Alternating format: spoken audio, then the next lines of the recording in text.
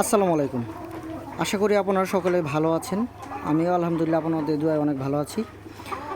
আজকে আলোচনা করব মুরগির বাচ্চার ব্রুডিং ওষুধ নিয়ে।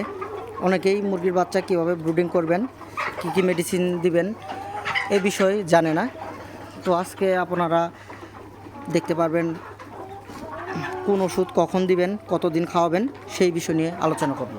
এগুলো হচ্ছে আমার অরিজিনাল টাইগার মুরগির প্যারেন্টস। টাইগার মুরগির বাচ্চাগুলা বা যে কোনো মুরগির বাচ্চাকে আপনারা কীভাবে ব্রুডিং করবেন সেই ওষুধ সম্পর্কে আমি আপনাদের আজকে আইডিয়া দিব। প্রথমে এটা দেখতে পাচ্ছেন শেফা ওয়ান। এটা 3 বেলা দিতে হবে 1 লিটার পানির সাথে 1 গ্রাম। তারপরে যেটা দেখতে পাচ্ছেন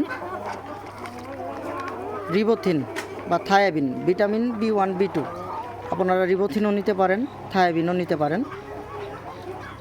তো এটার কাজ হলো মুরগির বাচ্চার পা বেঁকে যায়, পায়ের নখগুলা বেঁকে যায়, পায়ের হাড্ডি শক্ত করার জন্য এটা ব্যবহার করা হয়। আরেকটা মেডিসিন হলো রেনা সি।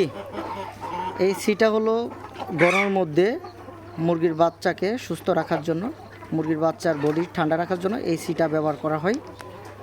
আরেকটা মেডিসিন হলো অ্যাক্টিভেট, মানে এটা হচ্ছে পিএইচ। যদি পানিতে কোনো সমস্যা থাকে সেক্ষেত্রে মুরগির আমাশয়, চুনা পায়খানা হতে পারে। তো এই পিএইচ ব্যবহার করলে পানির রোগ জীবাণু সব ধ্বংস হয়ে যায় এবং পানি পরিষ্কার থাকে। আপনারা এটা ব্যবহার করতে পারেন, পিএইচ।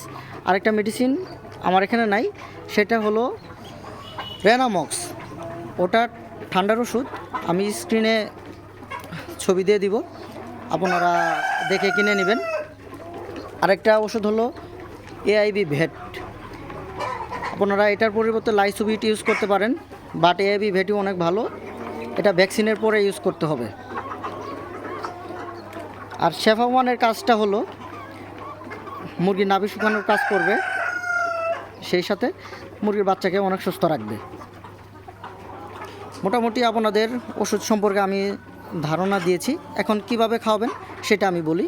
শেফা ওয়ান 1 লিটার পানির সাথে 1 গ্রাম দিবেন 3 বেলা। আর রিবোথিন অথবা থায়াবিন এটা দিবেন 1 লিটার পানির সাথে 1 গ্রাম, সকাল এবং রাত, দুপুরে এটা চলবে না। আর রেনা সি দিবেন যখন গরম থাকবে তখন সকালবেলা, দুপুরবেলা 2 বেলা ইউজ করবেন। আর অ্যাক্টিভেট যদি এটা দামি ওষুধ, এটা আপনারা ইউজ করবেন 2 বেলা, সকালে রাতে, মানে পিএইচ যেটা, এটা 2 বেলা ইউজ করতে পারেন, সমস্যা নাই। 1 বেলা দিলেও চলবে, 2 বেলা দিলেও চলবে। আর একটা মেডিসিন AIB ভেট, এটা ভ্যাকসিনের পরে ইউজ করবেন। এখন সম্পূর্ণ মেডিসিন। আরেকটা বিষয় আমি উল্লেখ করি নাই, রেনামক্স যেটা আছে সেটাও আপনারা একে ব্যবহার করবেন 3 বেলা। শেফাওয়ানও 3 বেলা ইউজ করবেন, রেনামক্সও 3 বেলা ইউজ করবেন, ঠিক আছে? আর এখন আলোচনা করব মেডিসিন কতদিন খাওয়াবেন। এই সবগুলা মেডিসিন আপনারা ভ্যাকসিন আগে পর্যন্ত, মানে প্রথম ভ্যাকসিন রানে খেতের আগে পর্যন্ত টোটালে 5 দিন খাওয়াবেন। 6 নম্বর দিন সাদা পানি দিয়ে রাতে ভ্যাকসিন করে দিবেন। ভ্যাকসিনের পর আপনারা রাতের পানির সাথে এই যে AIB ভেট যেটা দেখছেন এটা দিবেন 1 লিটারে 1 গ্রাম অথবা 2 গ্রাম এটা দিবেন, অথবা এটার পরিবর্তে লাইসোভিট ব্যবহার করতে পারেন। ওই দেখেন 1 গ্রাম 1 থেকে 2 লিটার পানিতে দিবেন, ঠিক আছে? মানে 1 লিটার পানিতে 1 গ্রাম অথবা 2 গ্রাম দিবেন আর কি। যেটা তখন আলোচনা করলাম, আপনারা প্রথম 5 দিন সম্পূর্ণ মেডিসিন খাওয়াবেন, 6 নম্বর দিনে ভ্যাকসিন করবেন, আবার 7, 8, 9, 10 দিন, আবার এই 4 দিন সম্পূর্ণ মেডিসিনগুলো একে আপনারা খাওয়াবেন। তাহলে আপনাদের ব্রুডিং কাজ শেষ। আর আরেকটা বিষয় আমি বলি, আপনাদের যদি 500 পিস বাচ্চা থাকে সেই ক্ষেত্রে আপনারা 400 বা 500 ওয়াটের লাইট ইউজ করবেন। গরমের মধ্যে 400 ওয়াট ইউজ করলে হবে, কিন্তু শীতের মধ্যে একটু বেশি লাগে।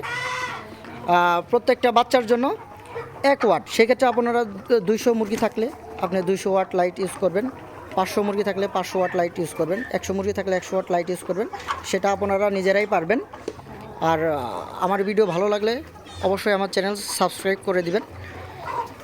আমি রেগুলার যে কোনো মুরগির ভিডিও দেওয়ার চেষ্টা করব।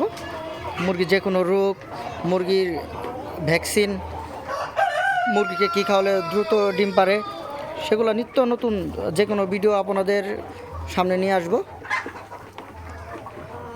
আশা করি আমার ভিডিওতে আপনাদের ভালো লেগেছে। আপনারা সকলে ভালো থাকবেন, সুস্থ থাকবেন। আসসালামু আলাইকুম।